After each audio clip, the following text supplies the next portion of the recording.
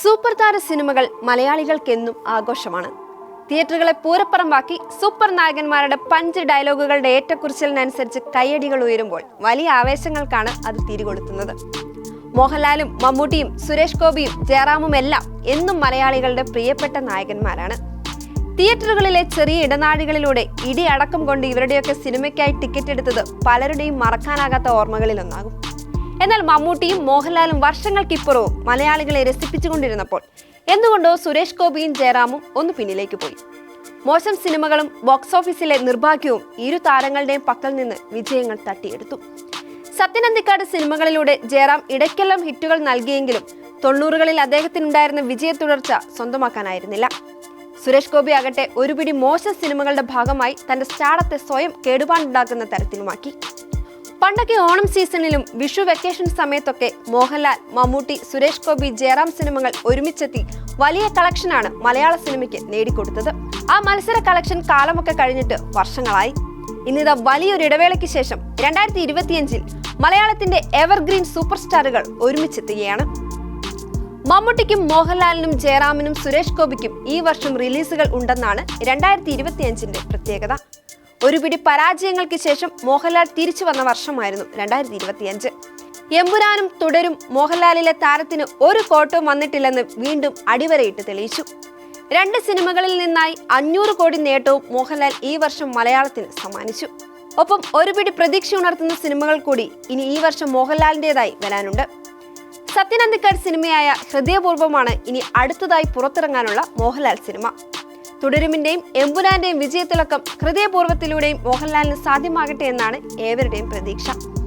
2025-ന്റെ തുടക്കം തന്നെ 2 സിനിമകളുമായി മമ്മൂട്ടി എത്തിയെങ്കിലും വലിയ വിജയം കൈവരിക്കാൻ ഇരു സിനിമകൾക്കും സാധിച്ചില്ല. എന്നാൽ ഇനി വരാനിരിക്കുന്ന മമ്മൂട്ടി ചിത്രമായ കളങ്കാവൽ മമ്മൂട്ടി എന്ന പെർഫോമറുടെ ബോക്സ് ഓഫീസ് തിരിച്ചുവരവാകും എന്നാണ് പ്രതീക്ഷ. ചിത്രത്തിൽ മമ്മൂട്ടി നെഗറ്റീവ് റോളിലാണ് എത്തുന്നതെന്നാണ് റൂമറുകൾ. അങ്ങനെയെങ്കിൽ ഒരു പക്ക മമ്മൂട്ടി ഷോ തന്നെയാകും സിനിമ. മലയാളികളുടെ എവർഗ്രീൻ ഹീറോ, നമ്മുടെയെല്ലാം പ്രിയപ്പെട്ട കുടുംബ നായകൻ ജയറാമും പ്രതീക്ഷയുണർത്തുന്ന ഒരു സിനിമയുമായി ഈ വർഷം എത്തുന്നുണ്ട്. 2024-ൽ എബ്രഹാം ഓസ്ലർ എന്ന ചിത്രം വിജയമായെങ്കിലും ഒരു കാലത്ത് കണ്ടാസ്വദിച്ച ജയറാം സ്പേസിലുള്ള ഒരു ചിത്രം കാണാൻ മലയാളികൾ കാത്തിരിക്കുകയായിരുന്നു. ആ ലിസ്റ്റിലേക്കാകും ചിലപ്പോൾ ആശകളായിരം എന്ന പുതിയ ചിത്രം എത്തുന്നത്. സിനിമയുടെ ഫസ്റ്റ് ലുക്ക് കഴിഞ്ഞ ദിവസം അണിയറ പ്രവർത്തകർ പുറത്തുവിട്ടിരുന്നു. കാളിദാസ് ജയറാമും സിനിമയിൽ ഒരു പ്രധാന വേഷത്തിൽ എത്തുന്നുണ്ട്. ജി പ്രജിത്ത് ഒരുക്കുന്ന സിനിമയുടെ തിരക്കഥ എഴുതുന്നത് ജൂഡ് ആന്റണിയാണ്. ഒരു ഫീൽ ഗുഡ് സ്വഭാവത്തിലാകും സിനിമ ഒരുങ്ങുന്നതെന്ന സൂചനയാണ് പോസ്റ്റർ നൽകുന്നത്. ഒരു ഇൻഡസ്ട്രി ഹിറ്റ് സിനിമയുടെ സംവിധായകനായ ജൂഡ് ആന്റണിക്കൊപ്പം ജയറാം എത്തുമ്പോൾ ഹിറ്റിൽ കുറഞ്ഞതൊന്നും മലയാളികൾ ആഗ്രഹിക്കുന്നുമില്ല. മലയാളികൾ ജയറാമിനെ കാണാൻ ആഗ്രഹിക്കുന്ന ഒരു സ്പേസ് ഉണ്ട്. ഒരു വലിയ ഹിറ്റിലൂടെ മലയാള സിനിമയുടെ കുടുംബനായകൻ തിരിച്ചെത്തട്ടെ. മലയാള സിനിമയുടെ മൂന്നാമൻ, ഒരു കാലത്ത് പൗരുഷത്തിന്റെ പ്രതിരൂപമായി നിന്ന സൂപ്പർ സ്റ്റാർ സുരേഷ് ഗോപിയുടെ സിനിമയിലേക്കുള്ള ശക്തമായ തിരിച്ചുവരവിനും മലയാളികൾ കാത്തിരിക്കുന്നുണ്ട്. പ്രതീക്ഷയുണർത്തുന്ന ഒരുപറ്റ സിനിമകൾ സുരേഷ് ഗോപിയുടേതായി ഇനി വരാനിരിക്കുകയാണ്. ഇതിൽ 2025-ൽ പ്രേക്ഷകർ ഉറ്റുനോക്കുന്ന സിനിമയാണ് JSK, V Janaki versus state of Kerala. സിനിമയുടെ ടൈറ്റിലിലെ ജാനകി എന്നത് സീതാദേവിയുടെ പേരാണെന്നും അതുകൊണ്ട് അത് മാറ്റണമെന്നും ആവശ്യപ്പെട്ട് സെൻസർ ബോർഡ് വാളെടുത്തത് വലിയ വിവാദങ്ങൾക്ക് വഴിവെച്ചിരുന്നു. നിയമ പോരാട്ടവും പ്രതിഷേധവും വിമർശനങ്ങളും നടത്തിയെങ്കിലും ഒടുവിൽ ചില മ്യൂട്ടിങ്ങും കട്ടുകളും ടൈറ്റിലിൽ വി ജാനകി എന്നാക്കിയുമാണ് ഇപ്പോൾ ചിത്രം റിലീസിനൊരുങ്ങുന്നത്. സിനിമ ജൂലൈയിൽ തന്നെ പുറത്തിറങ്ങുമെന്നാണ് കരുതുന്നത്. ചിത്രത്തിൽ വക്കീൽ വേഷത്തിൽ സുരേഷ് ഗോപിയുടെ മിന്നും പ്രകടനം തന്നെ കാണാനാകുമെന്നാണ് പ്രതീക്ഷ.